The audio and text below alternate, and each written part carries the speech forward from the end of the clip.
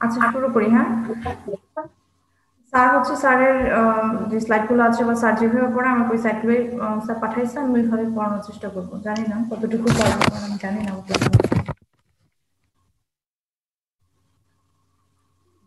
শুরু করা যায় না? অলরেডি 231 জন আছে।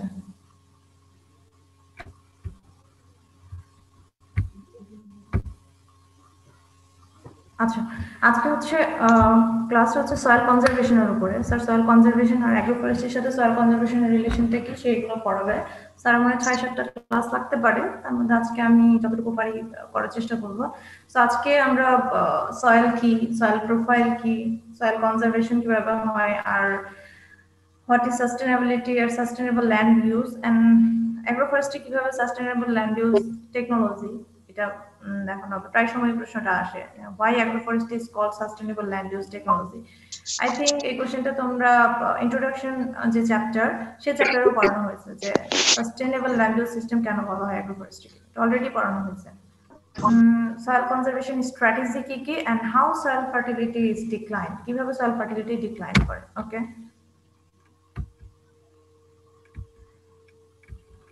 ওকে, তাহলে হোয়াট ইজ সয়েল? সয়েল কি জানো? মাটি মাটি মাটি মাটি সয়েলের বাংলা তো জিজ্ঞেস করি নাই, সয়েলটা আসলে কি? Plant growing media. Plant growing media.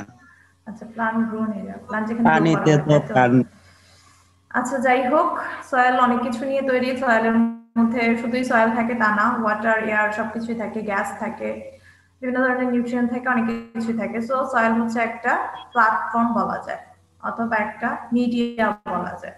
So soil হচ্ছে, এখানে ডেফিনেশন অনুযায়ী soil the upper layer of earth in which plants grow, যেখানে প্লান্ট গ্রো করে, a black or dark brown material typically consisting of a mixture of organic materials, organic remains, clay, rock particles and so on. আর অনেক কিছু থাকে সয়েলের মধ্যে, সেই সবগুলো একসাথে মিক্স করে হচ্ছে সয়েল, যেখানে আমরা সাধারণত সয়েলকে বলি যে আমরা প্লান্ট গ্রো করার জন্য সয়েলকে কনসিডার করে থাকি অ্যাজ এ এগ্রিকালচারিস্ট। বাট অন্যান্য সেক্টরের জন্য আবার সয়েলের ডেফিনেশন আলাদা। ইঞ্জিনিয়ারদের জন্য সয়েল ডেফিনেশন আলাদা হবে, অন্যদের জন্য যারা অন্য সেক্টরে সয়েল নিয়ে কাজ করে তাদের ডেফিনেশন আলাদা হবে। সয়েল সায়েন্সের জন্য সয়েলের ডেফিনেশন আলাদা হতে পারে। আর সয়েল সায়েন্সে আমার মনে হয় হিউজ ডেফিনেশন পড়ানো হয় বিভিন্ন সেক্টর ওয়াইজ। তো আমরা এতটুকু জানি সয়েল হচ্ছে বিভিন্ন জিনিসের কম্বিনেশন, যেখানে হচ্ছে আমরা প্লান্টকে গ্রো করার জন্য মিডিয়া হিসেবে ইউজ করে থাকি।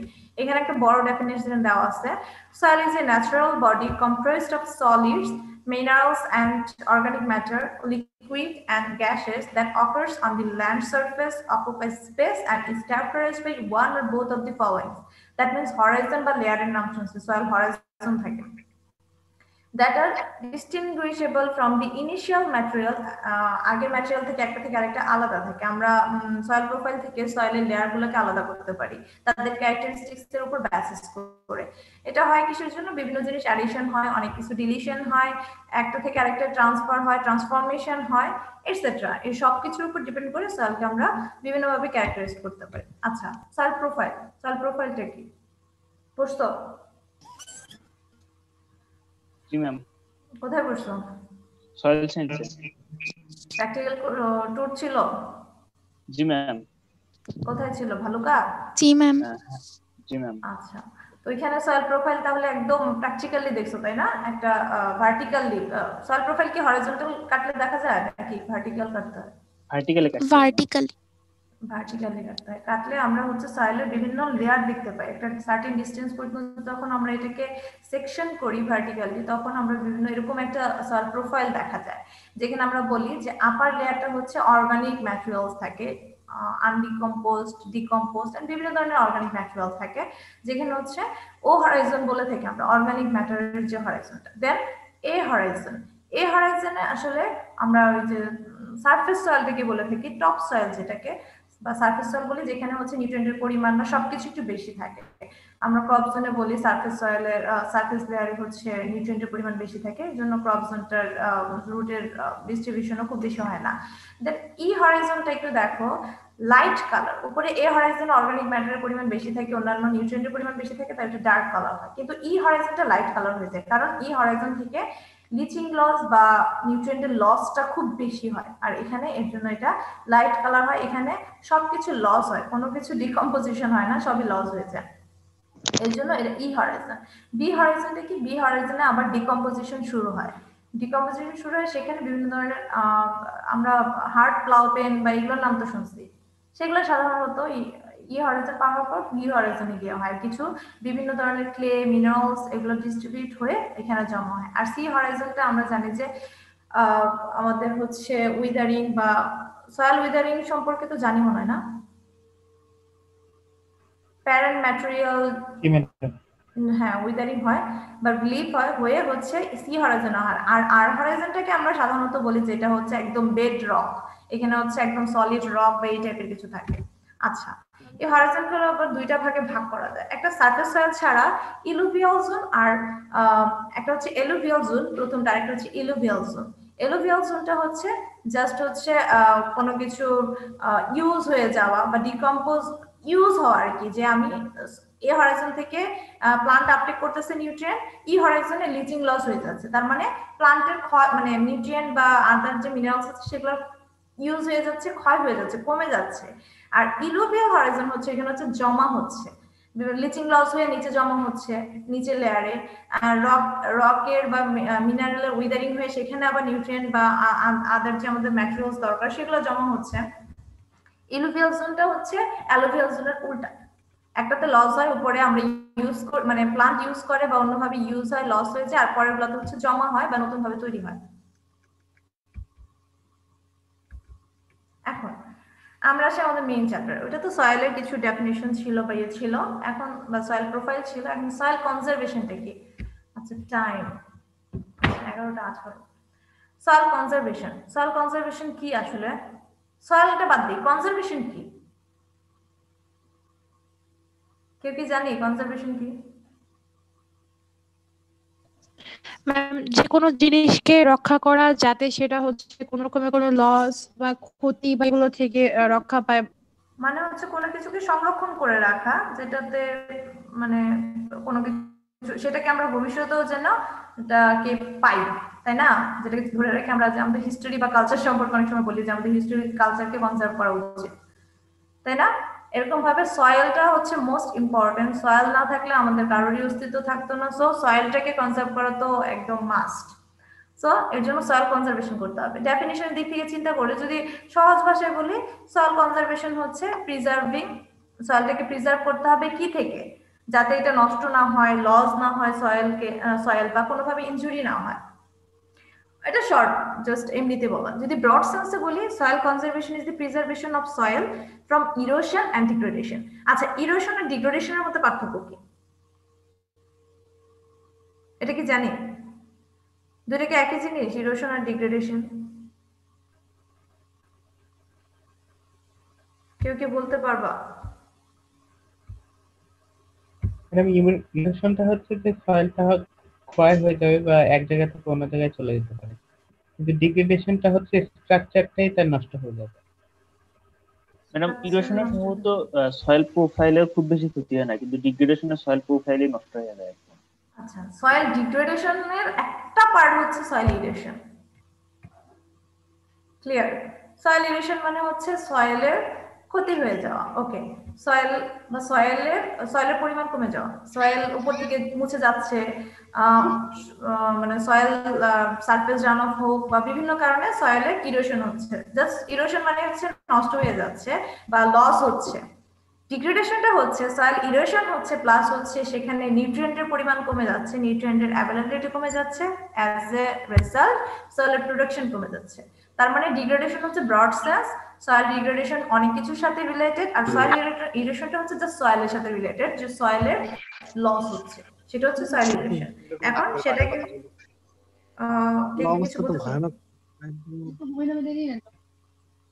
আপু যে এরকম করে ডায়লগটা দিল,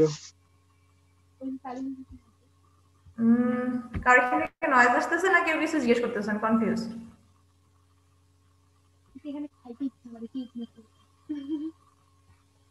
আচ্ছা যাই হোক, মেবি কেউ কিছু জিজ্ঞেস করে নাই, নয়েজ ব্যাকগ্রাউন্ড নয়েজ। আচ্ছা, তারপর বলতেছে soil conservation was formerly equated with control of erosion. এখন দেখো, আগে বলা হতো যে সয়েল কনজারভেশন মানে হচ্ছে সয়েল ইরোশনটাকে কন্ট্রোল করলে সয়েল কনজারভেশন হয়ে যাবে। এটা আগের একটা আইডিয়া ছিল বা ধারণা ছিল, soil erosion equal to control of soil conservation equal to control of soil erosion. But এখন বলা হয় যে শুধুমাত্র সয়েল ইরোশনকে কন্ট্রোল করলে সয়েল কনজারভেশন হবে না, সয়েল ইরোশনের সাথে সাথে আমার মেইনটেনেন্স অফ সয়েল ফার্টিলিটি হচ্ছে মোস্ট ইম্পর্টেন্ট। সয়েল আছে কিন্তু সয়েল ফার্টাইল না, তাহলে সেই সয়েল আমার কনজার্ভ করে কি লাভ? সয়েল কনজারভেশনের যে উদ্দেশ্য সেটা ফুলফিল হবে না। তাই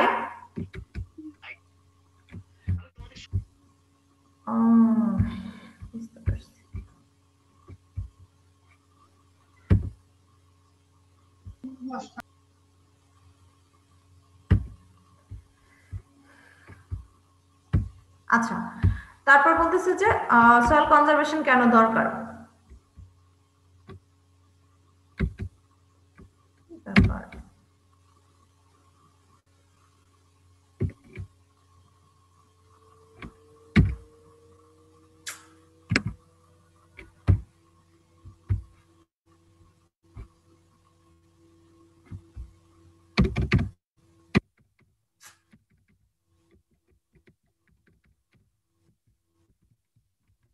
এক মিনিট, আমার ল্যাপটপ মেবি হ্যাং হয়ে গেছে।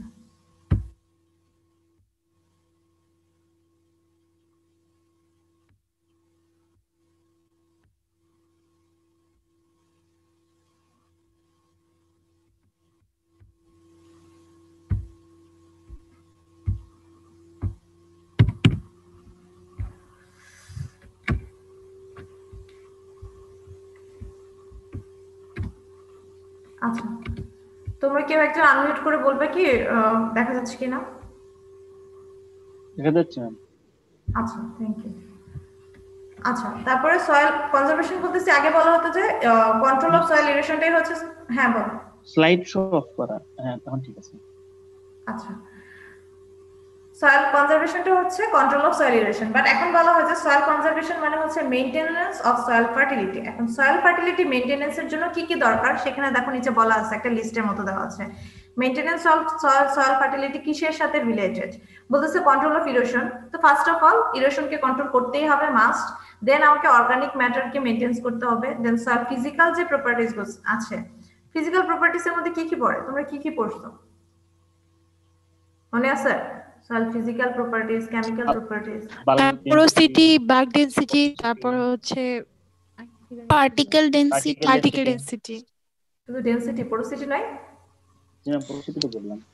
ওয়াটার হোল্ডিং ক্যাপাসিটি নাই? অনেক কিছু আছে, ক্যাটায়ন তাই না? Exchange capacity. আচ্ছা, cation exchange capacity, maybe chemical properties. আচ্ছা যাই হোক, এই যে আমরা soil density, porosity, water holding capacity etcetera, আরো কিছু যে প্রপার্টিজ আছে, ফিজিক্যাল প্রপার্টিজ, টেক্সচার, স্ট্রাকচার, এই জিনিসগুলোকে মেইনটেইন করতে হবে।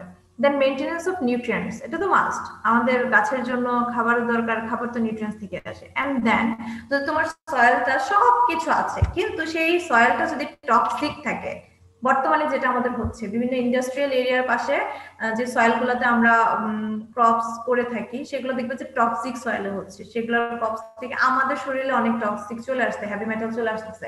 সো ওই জায়গাগুলো, ওইটাকেও কন্ট্রোল করতে হবে, মানে ওইটাকে অ্যাভয়েড করতে হবে, টক্সিসিটিটাকে আমাদের অ্যাভয়েড করতে হবে। তাহলেই আমরা মেইনটেনেন্স অফ সয়েল ফার্টিলিটি বলবো, এন্ড যেটা ultimately soil conservation. Soil conservation মানে কিন্তু এরকম না সয়েলকে এনে আমরা কোথাও মিউজিয়ামে রেখে দিলাম, সয়েল কনজারভেশন হয়ে গেল। ওটা অন্য ক্ষেত্রে হতে পারে, কিন্তু আমাদের সয়েল কনজারভেশনের ক্ষেত্রে অবশ্যই আমাদের সয়েল ফার্টিলিটি মেইনটেইন করতে হবে। আর সয়েল ফার্টিলিটি মেইনটেইন করার জন্য নিচের জিনিসগুলোকে কনসিডার করতে হবে। তারপরে হচ্ছে সাস্টেইনেবিলিটি। আচ্ছা, সাস্টেইনেবিলিটি আগে পড়ছো না? তানভীর, নিলয়, জি ম্যাম। সাস্টেইনেবিলিটি পড়ছো? কোথায় পড়ছো?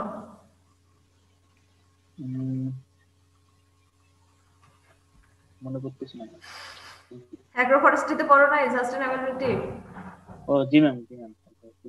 আচ্ছা, সাস্টেইনেবিলিটি বলতে কি বোঝায়?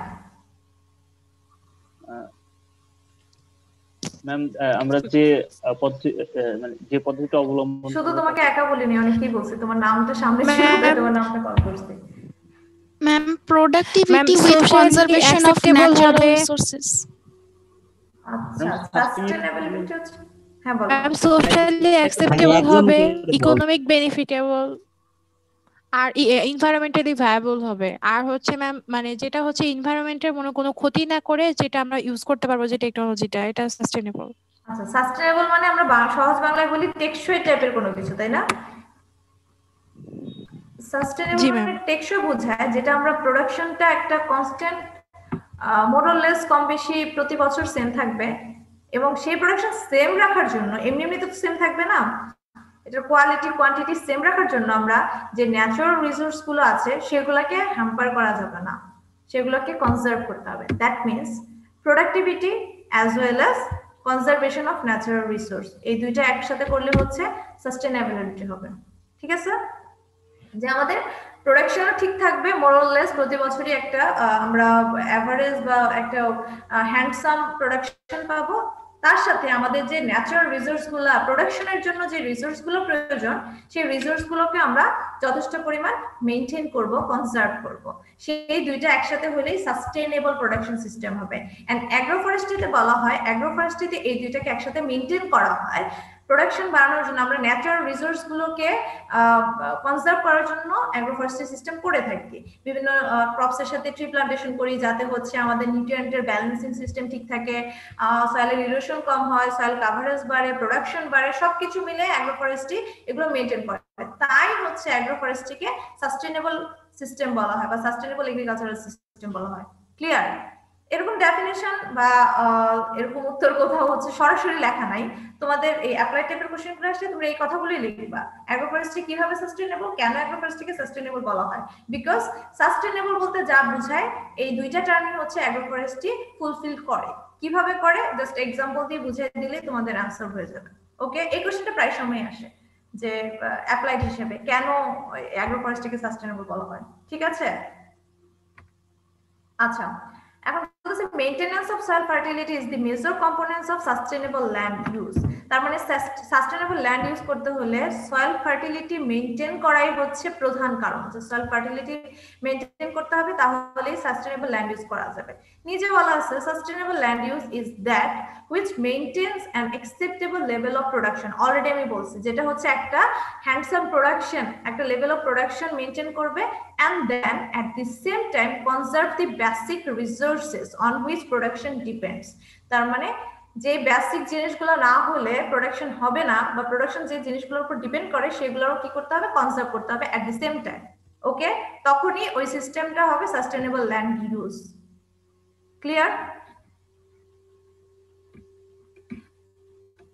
ক্লিয়ার সবাই? জি ম্যাম। আচ্ছা, আজকে পার্টিসিপেন্ট এত কম কেন? 100 জনই মিসিং, কারণ আছে নাকি কোনো? এখন তো 11টা বাজে, মানে 11:30 বাজে, ঘুম থেকে কেউ উঠতে পারেনি, এটা তো কারণ হতে পারে না। আগের ক্লাসটা হয়নি তো অনেকেই ঘুম আসছে মনে হয়। 10টার ক্লাস হয়নি? হ্যাঁ 9টার ক্লাস? সেটা হচ্ছে। আচ্ছা, কেউ কি রেজ হ্যান্ড করতেছো? Fahim section B.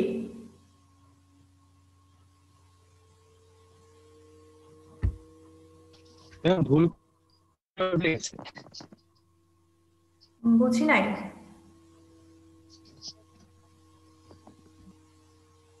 ভুলে হয়েছে এরকম?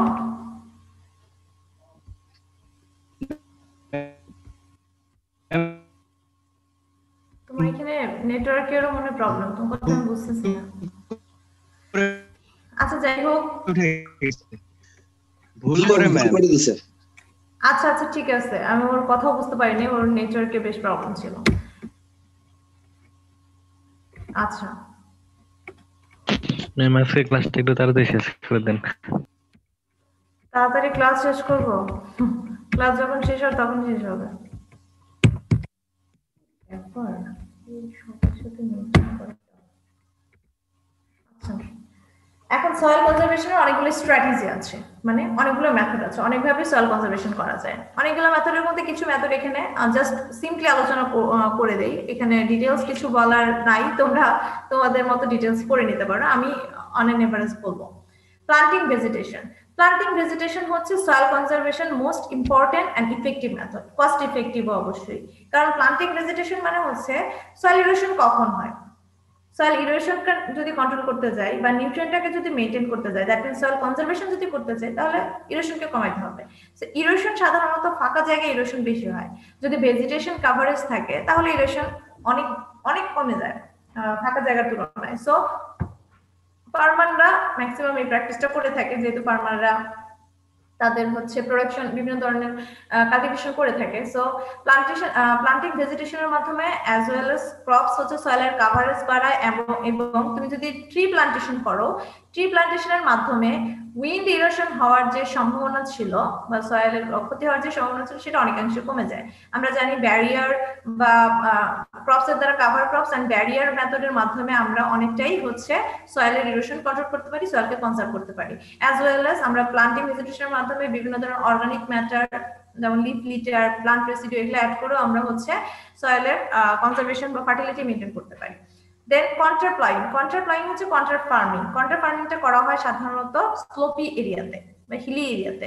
আমরা মেবি বিভিন্ন সিস্টেম, অ্যাগ্রোফরেস্ট্রি সিস্টেমের মধ্যে হেজরো ইন্টারক্রপিং ছিল একটা মনে হয়। হেজরো ইন্টারক্রপিং এ দেখা গেছে যে পাহাড়ে যখন আমরা ক্রপিং এর মতো একটা সিস্টেম করে থাকি, যে মাঝখানে ক্রপ হবে আর প্রত্যেক ক্রপের দুইটা ট্রি রো এর মাঝখানে একটা করে ক্রপ জোন থাকবে, এরকম যখন স্টেপ বাই স্টেপ ফলো করি সেটা হচ্ছে হেজরো ইন্টারক্রপিং। আর এটা যখন পাহাড়ে করা হয় সেটাকে আমরা কন্ট্রাক্ট ফার্মিং বা কন্ট্রাপ্লাইং করে থাকি, যে প্রথমে হচ্ছে একটা গাছের রো থাকলো, দেন কয়েকটা গাছের রো থাকে, যেহেতু পাহাড়ে কয়েকটা গাছের রো থাকলো, দেন তারপরে একটা ফাঁকা জোন থাকলো যেখানে এগ্রিকালচার ক্রপস করবো, দেন আবার হচ্ছে গাছের রো থাকবে, এইভাবে এটা স্টেপ বাই স্টেপ ফলো করবে। এটা হলে কি হয়, অনেকাংশে আমাদের সয়েল ইরোশন কমে যায়, অনেকাংশে, কারণ স্লোপি এরিয়াতে উপর থেকে সয়েলের ইরোশন হওয়ার সম্ভাবনা খুব বেশি হয়, as well as soil degradation অনেক বেশি হয় মানে পাহাড়ি এরিয়াতে বা স্লোপি এরিয়াতে। কন্ট্রা প্লান্টিং করলে উপর থেকে যদি কোনো সয়েল নিচের দিকে আসেও সেটা হচ্ছে ওই গাছের রোয়ের বাধাপ্রাপ্ত হবে, সারফেস রানঅফ বা বিভিন্ন কারণে যদি আসেও সেটা গাছে বাধাপ্রাপ্ত হয়ে সেখানে সেটা স্টেবল হয়ে যাবে। আবার পরের ক্ষেত্রে পরের স্টেপগুলো তো সেম। সো এইভাবে করে আমরা সয়েলকে কন্ট্রোল করতে পারি। আর কন্ট্রা প্লান্টিং এর মাধ্যমে বিভিন্ন ধরনের ট্রি ক্রপস একসাথে করা হয়, সেখানে আমাদের সয়েল ফার্টিলিটিও মেইনটেইন হয়। দেন মেইনটেইনিং দি সয়েল পিএইচ। আমরা জানি এগ্রিকালচারাল ক্রপস করার জন্য আমাদের রিকমেন্ডেড পিএইচ হচ্ছে 4 থেকে 10, 4 থেকে 10 এর মধ্যে এগ্রিকালচারাল ক্রপস করা হয়। বিভিন্ন ধরনের ট্রিও এই পিএইচ এর মধ্যেই করা হয়। সো আমরা সাধারণত অ্যাসিডিটি বলি তখনই যখন পিএইচ অনেক বেশি কমে যায়, আর স্যালাইনিটি বা অ্যালকালিনিটি বলি যখন পিএইচ অনেক বেড়ে যায়। সো কোন এক্সট্রিম সিচুয়েশনই হচ্ছে আমাদের জন্য সুইটেবল না, আমাদের এভারেজ বা নিউট্রাল যে এরিয়াটুকু সেই এরিয়াগুলো আমাদের জন্য সুইটেবল। সো পিএইচ যখন খুব বেশি অ্যাসিডিকও হবে না, অ্যালকালাইনও হবে না, ওই ধরনের পিএইচ আমাদের মেইনটেইন করতে হবে। পিএইচ অনেকভাবে মেইনটেইন করা যায়। Then soil organisms. Without soil organisms আমরা আসলে সয়েলের ফার্টিলিটি মেইনটেইন করা সম্ভব না। একটা নিউট্রিয়েন্ট সেটা অ্যাভেলেবল ফর্মে আসার জন্য সয়েল অর্গানিজম দায়ী। সয়েলের অর্গানিক ম্যাটারটাকে ডিকম্পোজ করার জন্য মাইক্রো অর্গানিজম দরকার। সো সয়েল মাইক্রো অর্গানিজম বা সয়েল অর্গানিজম হচ্ছে most important for soil conservation. Then crop rotation practice.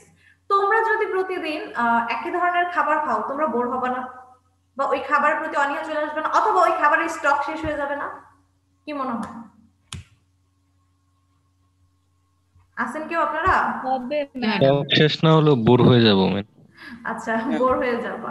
আচ্ছা, ক্রপের ক্ষেত্রে বোর তো আছে, এবং সেটার উপর প্রেসার খুব বেশি করবে, যে একই খাবার বারবার নিচ্ছে সেই প্রেসারটা।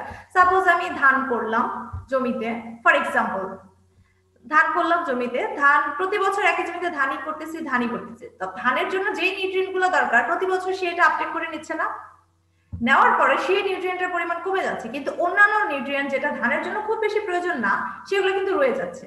আমি যদি রোটেশন করে দিতাম, যে বছর ধান করলাম পরের বছর গম করবো, পরের বছর সরিষা করবো, পরের বছর লিগুম কোনো ক্রপ করবো, এরকম টাইপের যদি করতাম তাহলে কি হতো, যে নিউট্রিয়েন্টটা আপটেক হয়ে গেছে সেই নিউট্রিয়েন্টটা আবার রিটার্ন হতো, ডিকম্পোজ হতো। আবার যদি আমি লিগিউমের পরে, আমরা সবসময় বলি লিগিউম ক্রপ করার পরে আমরা নন লিগিউম করব, আবার নন লিগিউমের পরে লিগিউম করবো। এটার কারণ কি? নন লিগিউম যে নিউট্রিয়েন্ট গুলো আপটেক করে নিচ্ছিল, লিগিউম ক্রপ এসে, আমরা যেহেতু জানি আমাদের লিগিউমের নাইট্রোজেন ফিক্সেশন অ্যাবিলিটি আছে, দেন মাইক্রো অর্গানিজমের অ্যাবিলিটি বেড়ে যায়, তো সেইখানে হচ্ছে আমরা সয়েলের ফার্টিলিটি বাড়াতে পারি। সো যেটা থেকে যাবে সেটা আবার পরের বছর ওই ক্রপটা নিতে পারবে, কিন্তু একই ধরনের ক্রপ করলে সেটা সুযোগ থাকে না। আরেকটা প্রবলেম হয়, একই ধরনের ক্রপ যখন করা হয় তখন পেস্ট বা পেস্টের যে ইনফেস্টেশন সেটা হচ্ছে বেড়ে যায়, কারণ একই ধরনের ক্রপসের জন্য প্রতি বছর একই ধরনের পেস্ট আসে, সেটার ক্ষতি করে। যদি সেটা না হতো, অল্টারনেট হতো, চেঞ্জ হতো, তাহলে এই পেস্ট পরের বছর এসে দেখতো সে যেটার জন্য আসছে সেটা ওই জমিতে নাই, ধান নাই, এবার অন্য কিছু আছে, সেই পেস্টটা আসবে না, পালা যাবে, তাই না? একই সাথে অনেকগুলো কাজ করা যায়। দেন ওয়াটারিং দি সয়েল, গাছে পানি দেওয়াই শুধু ইম্পর্টেন্ট তা না, সয়েলের ইরোশন কন্ট্রোল করার জন্য বা সয়েলের ওয়াটার কন্টেন্টের অ্যাভেলেবিলিটি বাড়ানোর জন্য মাটিকেও পানি দিতে হয়। মাটিতে পানি দিলে কি হয়, আমরা প্রায় সময় দেখি, বিশেষ করে শীতের সময়ে যখন কম্প্যাক্ট সয়েল বা কিছু লুজ সয়েল, স্যান্ডি সয়েলের এরিয়া, এই এরিয়াতে যখন এই বাতাসে মাটি উড়ে চলে যায় বা ইরোশন হয়, তখন পানি দেয় রাস্তায়। পানি দেয় কেন? যাতে হচ্ছে ধুলোবালি না উড়ে। তো এইভাবে মাটিতে পানি দিয়েও আমরা সয়েলের ইরোশনটাকে কমাতে পারি। দেন স্যালাইনিটি ম্যানেজমেন্ট, বিভিন্ন ধরনের স্যালাইনিটি প্রবলেম থাকে যেটা হচ্ছে আমাদের প্লান্টের মেটাবলিজমকে নষ্ট করে দেয়। হ্যাঁ, সুন্দরবনের জন্য স্যালাইনিটি ঠিক আছে, ওইখানে ওই ধরনের গাছই আছে এবং ওদের মেকানিজম গুলো, ওদের যে প্লান্টের যে মেকানিজম সেটা ওইভাবেই মানে আল্লাহ প্রদত্ত, মেবি বলতে কি আল্লাহ প্রদত্ত, কারণ ওইভাবেই তাদেরকে ওই প্লেসের জন্যই সুইটেবল করে তুলছে। কিন্তু আমাদের নর্মাল এই এখন আমাদের প্লেন ল্যান্ডের কোনো গাছ ওইখানে হবে না, স্যালাইনিটি সহিংস হবে না, সো আমরা সেটা করতে পারবো না। সো যেটার জন্য যেটা, সেটা আমাকে মেনটেন করতে হবে। এবং আমাদের জন্য আমাদের এইসব জায়গার জন্য বা ম্যাক্সিমাম গাছের জন্য যেহেতু স্যালাইনিটি সহিংস না, সো স্যালাইনিটি পরিমাণটা মেনটেন করতে হবে। টেরেসিং, ওই কন্ট্রা প্লয়িং এর মতো টেরেসিং একটা সিস্টেম যেটার মাধ্যমে হচ্ছে আমরা সয়েল কনজারভেশন করতে পারি। দেন বর্ডারিং উইথ ইন্ডিজিনাস ক্রপস, সাধারণত আমরা সবাই চাই নিজের জিনিস দিয়ে আমরা কাল্টিভেশন করি, বাট সেটা যেহেতু হয় না, আমরা বর্ডার গুলোতে ইন্ডিজিনাস স্পিসিস দিতে পারি, যাতে হচ্ছে আমরা সহজেই সয়েলকে কনজার্ভ করতে পারি, ব্যারিয়ার তৈরি করতে পারি, অ্যাজ ওয়েল অ্যাজ পেস্টের হোস্টটাকে রিমুভ করতে পারি। নো টিলিং ফার্মিং মেথড, এখন অনেক ফার্মিং মেথড আছে। টিলিং মানে হচ্ছে আমরা যে প্লাউইং করি সেটা হচ্ছে টিলিং। এখন প্লাউইং এর মাধ্যমে অনেক মাইক্রো অর্গানিজম মরে যায়, দেন হচ্ছে আমাদের সয়েলের ইরোশনটা বেশি হয়, দেন মানে প্লাউইং এর মাধ্যমে অনেক কিছু হয়, কিন্তু প্লাউইং আমাদের করতেই হয় যেহেতু। কিন্তু কিছু কিছু মেথড আছে যেটা প্লাউইং না করেও অ্যাডভান্স লেভেলে আছে, যে প্লাউইং না করেও আমরা বা টিলিং না করেও আমরা ফার্মিং মেথড করতে ফার্মিং করতে পারি। সো সেই ধরনের মেথড গুলো যদি আমরা অ্যাপ্লাই করতে পারি তাহলে আমাদের সয়েল কনজারভেশন বা ইরোশনটা কম হবে। আচ্ছা, how soil fertility is decline, কিভাবে সয়েল ফার্টিলিটি কমে যায়? তোমরা কেউ একজন বলো তো সয়েল ফার্টিলিটি কিভাবে কমে যায়? এতক্ষণ থেকে কি মনে হলো, বলা যাবে? বলা যাবে না? আচ্ছা, অর্গানিক ম্যাটার কমে গেলে, অর্গানিক ম্যাটার কমে গেলে, হ্যাঁ, অনেকগুলো কারণের মধ্যে এটা একটা। আচ্ছা, বলতেছে এটা একটা কম্বাইন্ড প্যাকেজ। আমরা রেস্টুরেন্টে গেলে আমাদেরকে কম্বো প্যাকেজ অফার করেন অনেক সময়, যে একটা প্রাইসের মধ্যে অনেকগুলো খাবার পাওয়া যায়। তো এটা হচ্ছে ডিক্লাইন হওয়ার জন্য একটা কম্বাইন্ড প্যাকেজ, মানে অনেকগুলোর কম্বিনেশনে ডিক্লাইন হতে থাকে। যেমন অর্গানিক ম্যাটারের পরিমাণ কমে যাচ্ছে, সয়েলের ফিজিক্যাল প্রপার্টিগুলো নষ্ট হয়ে যাচ্ছে, নিউট্রিয়েন্ট কন্টেন্ট কমে যাচ্ছে, দেন অ্যাসিডিফিকেশনের হচ্ছে সয়েলটাকে, দেন এইসব জিনিস সবগুলো একসাথে সবগুলোকে হচ্ছে soil decline of soil fertility বলতেছি। এখন এই সয়েল ফার্টিলিটি ডিক্লাইনের সাথে সাথে এটাকে কোথায় নিয়ে যাচ্ছে? সয়েল ডিগ্রেডেশনে নিয়ে যাচ্ছে। আস্তে আস্তে সেটা সয়েল ডিগ্রেডেশন হচ্ছে। সয়েল ডিগ্রেডেশন এখানে বলছে যে এক লাইনে দেখো, soil degradation lead to lowering of soil fertility and land productivity. That means soil fertility কমবে, একই সাথে সয়েলের ল্যান্ডের প্রোডাক্টিভিটি কমে যাবে। এটা হচ্ছে সয়েল ডিগ্রেডেশন বলতেছে। আচ্ছা, soil degradation is when the soil loss হয় due to and the land productivity due to loss of nutrients through human activities এর মাধ্যমে যে সয়েলের কোয়ালিটি নষ্ট হচ্ছে এবং প্রোডাক্টিভিটি নষ্ট হচ্ছে, সেটাই হচ্ছে সয়েল ডিগ্রেডেশন। সয়েল ডিগ্রেডেশন ম্যাক্সিমামই হিউম্যান অ্যাক্টিভিটির কারণে হয়ে থাকে, কারণ ম্যাক্সিমাম ডিগ্রেডেশন হয় আমাদের প্লান্টেশনের জন্য, দ্যাট মিন্স কাল্টিভেশনের জন্য। ন্যাচারাল এরিয়াতে ডিগ্রেডেশন কিন্তু খুব কম, যেখানে মানুষের ইনভলভমেন্ট নাই। সো দোষটা আমাদেরকে দেওয়া হচ্ছে যে সয়েল ডিগ্রেডেশনের জন্য আমরা হিউম্যানরাই দায়ী। This will also appear when the soil will become too dry and crumble. যখন অনেক ড্রাই সয়েল হয়ে যায় তখন হচ্ছে, অথবা সয়েলের কমপ্লিটনেস বেড়ে যায়, তখন হচ্ছে সয়েল ডিগ্রেডেশন হয়। আচ্ছা, সয়েল ডিগ্রেডেশন কিছু রিকগনাইজড ফর্মস বলছে। সয়েল ডিগ্রেডেশন আর erosion, physical, chemical, biological degradation হয়, স্যালাইনেশন, পলিউশন, এগুলো সয়েল ডিগ্রেডেশনের বিভিন্ন ফর্ম। সয়েল ইরোশন হওয়া, ফিজিক্যাল, কেমিক্যাল, বায়োলজিক্যাল ডিগ্রেডেশন হয়, স্যালাইনেশন হয়, পলিউশন এন্ড সো অন। এখন সয়েল ডিগ্রেডেশনের বিভিন্ন টাইপস আছে। টাইপগুলো কি? যদি ফিজিক্যাল ডিগ্রেডেশন ধরি প্রথমেই, ফিজিক্যাল ডিগ্রেডেশন বলতে হচ্ছে ফিজিক্যাল প্রপার্টিজ গুলোর চেঞ্জ হওয়া। সয়েল কম্প্যাক্ট হয়ে গেছে সেখানে সয়েল ডিগ্রেডেশন হবে। হার্ড সেটিং হয়ে গেছে, যে প্লাউবেল তৈরি হয় যেখানে রুট হচ্ছে ওই কমপ্লেক্স সয়েলটাকে কি করতে পারে না, ভেদ করতে পারে না, পেনিট্রেশন হয় না, তখন সেখানে নিউট্রিয়েন্ট আপটেক করতে পারে না। সো এটা একটা ফিজিক্যাল প্রবলেম। দেন ল্যাটারাইজেশন,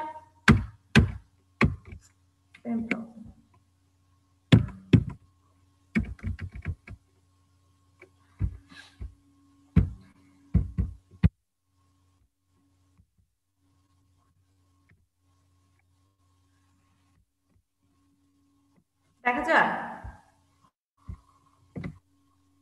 জি ম্যাম, দেখা যাচ্ছে। আচ্ছা, দেন সয়েল ইরোশন। ইরোশন আবার দুই ধরনের বলছে, একটা বলছে উইন্ড ইরোশন আর একটা বলছে ওয়াটার ইরোশন। ইরোশন তো অনেক ভাবে হয়, আমরা কি সেটা তো জানি। বাতাসের মাধ্যমে ইরোশন হয়, জানি না? জানি, বৃষ্টির পানি বা সারফেস রানঅফ, বিভিন্ন কারণে সয়েলের ইরোশন হয়। এখন ইরোশন গুলার আবার বিভিন্ন ধরনের টাইপ আছে। আমি জাস্ট ইরোশনের টাইপ তো আর আমরা সয়েলের মতো করাবো না।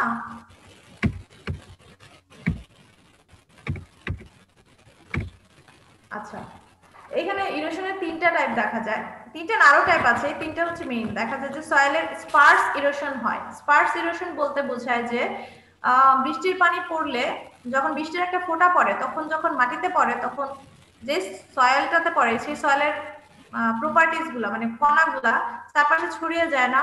কেউ লক্ষ্য করছো যে বৃষ্টির ফোঁটা পড়লো মাটিতে, ওই জায়গাটা গর্ত হয়ে গেলে একটু, আর ওই জায়গায় যে বালিকণাগুলো ছিল সেগুলা সরে যায়, তাই না? জি ম্যাম।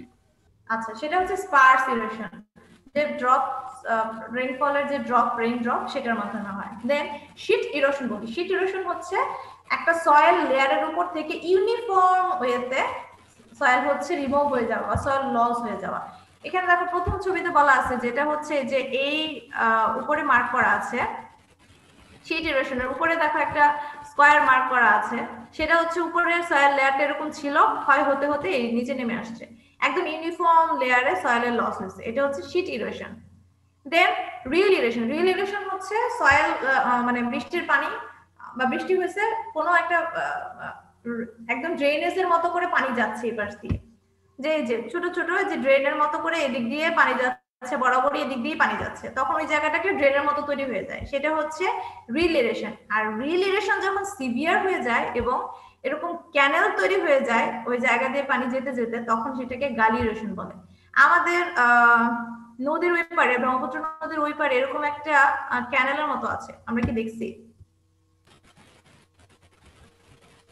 কি সুষমা, নদীর ওই পারে যাও না?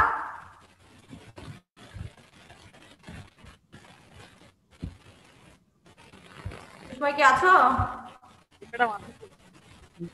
নদীর ওই পারে একটা ক্যানেলের মতো দেখা যায়, দেখছো কি? জি ম্যাম, দেখেছি।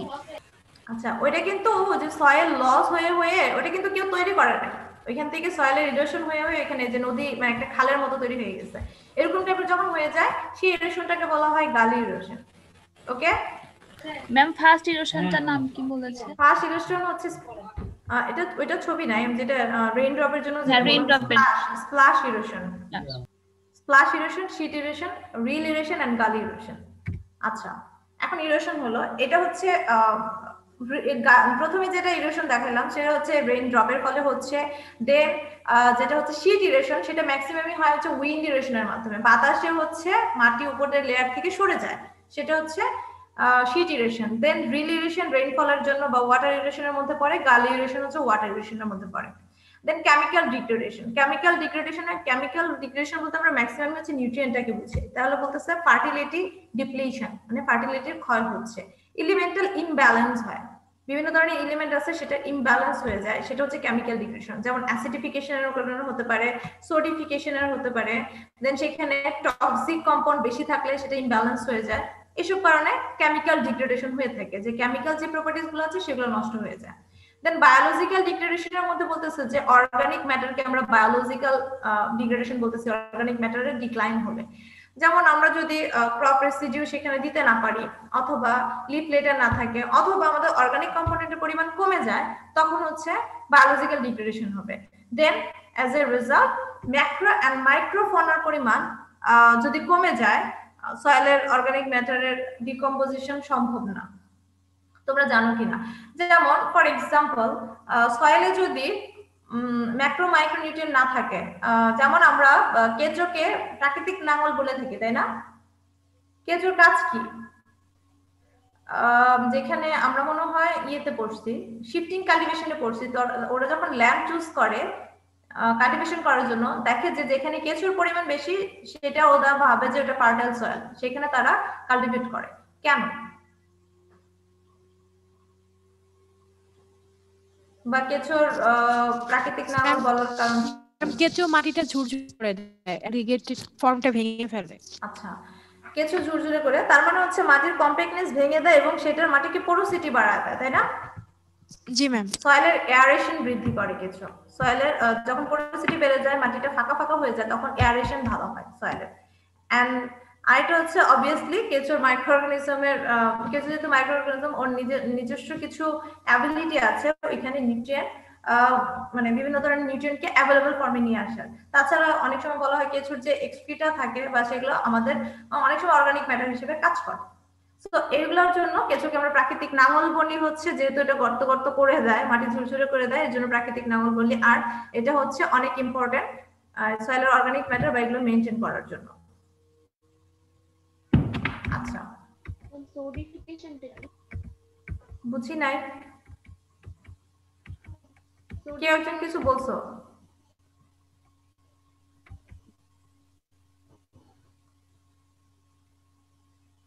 কে কিছু জিজ্ঞেস করছো? একটু আরেকবার রিপিট করলে ভালো হয়, আমি শুনিনি।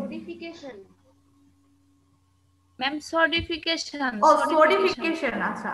সোডিফিকেশন হচ্ছে সোডিয়ামের পরিমাণ বেড়ে যাওয়া, মানে সোডিয়াম বলতে সল্টের পরিমাণ বেড়ে যাওয়া, বা হচ্ছে আমাদের সয়েলে যখন ক্ষারের পরিমাণ বেড়ে যায়, অ্যালকালিফিকেশন আমরা যেটা বলি, অ্যালকালাইন হয়ে যাওয়া, পিএইচ যখন বেড়ে যায় সেটাকে আমরা সোডিফিকেশন বলে থাকি। আচ্ছা, এই ছবিটা হচ্ছে স্যারের ছিল না, আমি বোঝানোর জন্য নিয়ে আসছি, এটাকে কেটে দিব কিনা। আচ্ছা, যাই হোক, এখান থেকে এই ক্লাসিফিকেশন গুলো ক্লিয়ার?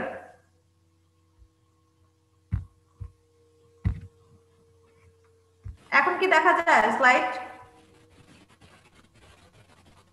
জি ম্যাম। কি দেখা যাচ্ছে? Lecture 31, lecture contents. Okay okay, lecture 31 এখনো মনে হয় 10 মিনিট, মানে 5 মিনিট বাকি আছে।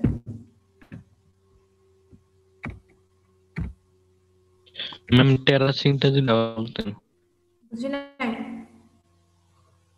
ছিল টেরাসিং নাকি জানি একটা, কি ছিল? টেরেসিং ছিল, টেরেসিং। টেরেসিং ছিল, স্যালিনিটি ম্যানেজমেন্ট, টেরেসিং।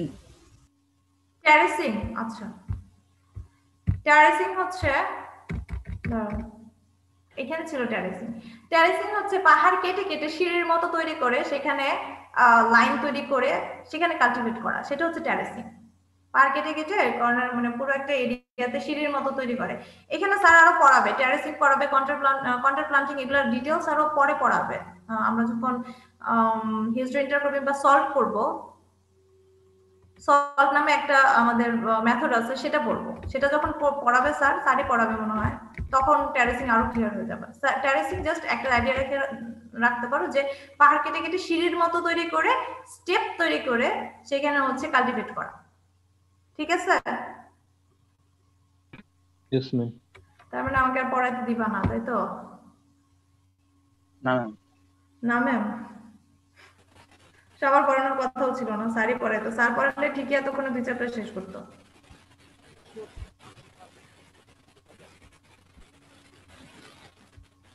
আচ্ছা ঠিক আছে, তাহলে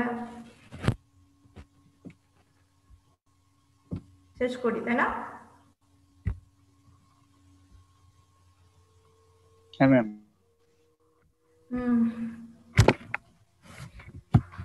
তোমাদের 3 তারিখ থেকে ক্লাস শুরু হবে। আজকে পার্টিসিপেট খুবই কম, লাস্ট পর্যন্ত 281 জন। আমাদের কি পরীক্ষার কোনো সম্ভাবনা আছে? বুঝছি নাই। ও সুস্ময়, সুস্ময় কি শুনতে পাচ্ছো? সমূহ সম্ভাবনা রইয়াছে পরীক্ষা। পরীক্ষা আমাদের কি পরীক্ষা হওয়ার কোনো সম্ভাবনা আছে কোনোভাবে? আচ্ছা আচ্ছা, ওইটা ডিসিশন 100 হবে, হবে না কেন? কে বলা হবে না? কে বলা হবে না? হবে, অবশ্যই হবে, কেন হবে না? আর কেন হবে না? আচ্ছা দেখা যাক, হইলেও ভালো, না হইলেও যেভাবে প্রশাসন না হলে কিছুতেই ভালো না ম্যাম, হইতেই হবে। হইতে হবে। আচ্ছা হবে, তোমরা যদি এত করে চাচ্ছ হইতেই হবে। পরীক্ষা না দিয়ে পাস করতে চাই না। অটো পাস দিলেই তো বেশি ভালো হয় ম্যাম। অটো পাস দেবে না, এই চিন্তা করতে পারো না যে অটো পাস দিবে। পরীক্ষা হবে, সেটা আমরা কি ছোট বাচ্চা অটো পাস নেব? হ্যাঁ সেটাই, পরীক্ষা হবে, অটো পাস কেউ দিবে না, এই চিন্তা করে লাভ নাই। 2 সেমিস্টার নিয়ে পরীক্ষা নিয়ে নিক, সমস্যা নেই ম্যাম, একসাথে। অটো পাসের কোনো সম্ভাবনা নাই। 2 সেমিস্টার কেন, একবার সেমিস্টার দেব। আচ্ছা দিও। আচ্ছা তোমাদের মধ্যে কি তৌহিদ বা সুস্ময় কেউ আছো, মানে সিআর? এই তাহলে ডাকে তোরে। তাহলে ডাকে তোরে। আসতেছে ম্যাম, আসতেছে, দাঁড়ান 1 মিনিট। তোমরা কি একই রুমে আছো নাকি? জি ম্যাম। ভালো আছো? ওয়ালাইকুম আসসালাম। ম্যাম আপনি কি আপনার আইডি থেকে ক্লাসে ঢুকছেন নাকি ওই যে রনি হাসানের আইডি থেকে কথা বলতেছেন? জয়েন করতে পারি নাই ম্যাম। ভালো। আচ্ছা তাওহীদ, তোমার সুস্ময়ের নাম্বার আমার কাছে আছে, তোমাদের, আর তুমি তো ডি সেকশনের CR. C section. C section, আচ্ছা তাহলে এ সেকশন আর ডি সেকশনের সিআর এর নাম্বার কামরুল স্যার চাইছে। আচ্ছা ম্যাম, কামরুল স্যারের যে মানে এই নাম্বারটা দেওয়া আছে ওয়েবসাইটে, ওইখানে আমি ফোন দিলে ওই নাম্বারটা অফ দেখায়। কামরুল স্যারের ওয়েবসাইটে যে নাম্বার দেওয়া আছে অফ দেখাবে কেন? ওইটাই তো স্যারের নাম্বার। কামরুল হাসান তো? আমি আজকে কথা বললাম স্যারের সাথে। এটা অফ থাকার কথা না, ওইটা মানে স্যারের ওই নাম্বার। হ্যাঁ ওই নাম্বারই স্যার ইউজ করে। তুমি হয়তোবা হতে পারে স্যারের বাসায় নেটওয়ার্ক ছিল না। জি ম্যাম, হতে পারে স্যারের বাসায় নেটওয়ার্কের প্রবলেম আছে, অথবা তুমি ভুল নাম্বার ডায়াল করছো। জি ম্যাম, ও ভুল নাম্বার। আচ্ছা তোমরা স্যারকে দিতে হবে না, ওদের নাম দিয়ে এ সেকশন আর ডি সেকশনের সিআর। সুস্ময় তো বি সেকশনের, সুস্ময়ের নাম্বার আমার কাছে আছে, তোমার নাম্বার আমার কাছে আছে।